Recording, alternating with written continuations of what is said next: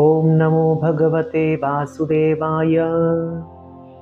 હવે આવી રહ્યો છે મકર સંક્રાંતિનો પાવન પર્વ 14 જાન્યુઆરી 2026, પૌષ વદ 11 બુધવાર. મકર સંક્રાંતિના દિવસે જ 11 છે, મહાપર્વ, દિવ્ય પર્વ પણ કહી શકાય.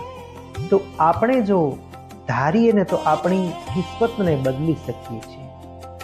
તો મકર સંક્રાંતિના પાવન પર્વના દિવસે સવારમાં વહેલા ઉઠજો.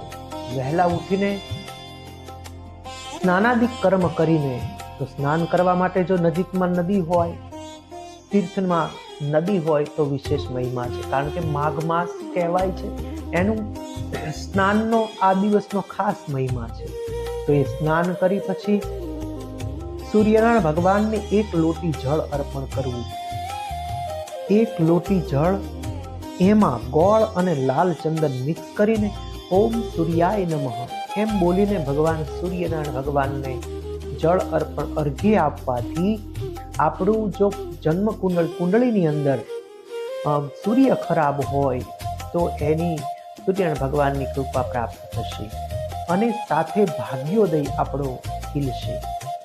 અને ત્યાર પછી પિતૃદોષ જો આપણે કંઈ હોય તો એના માટે પણ સૂર્યનારાયણ ભગવાનને 1 લોટી જળ ચડાવવું, પણ એ જળમાં કાળા તલ ચપટી પધરાવા અને સાથે લાલ ફૂલ પણ જળની સાથે પધરાવીને પછી સૂર્યનારાયણ ભગવાનને ચડાવવું. આમ કરવાથી પિતૃ ભગવાનની કૃપા પ્રાપ્ત થાય. અને ખાસ આ જળ ચડાવો ત્યારે ઓમ પિતૃદેવતાય નમઃ એમ બોલીને જળ ચડાવવું. એ અર્ઘ્ય સૂર્યનારાયણ ભગવાનને જ આપણે આપવાનું છે, અને એ અર્ઘ્યનું જે જળ છે એ જળ સીધું જ પિતૃઓને તૃપ્ત કરશે, પિતૃઓ સુધી પહોંચશે. આ ખાસ પરમાત્માની કૃપા માટેનો આ પ્રયોગ છે.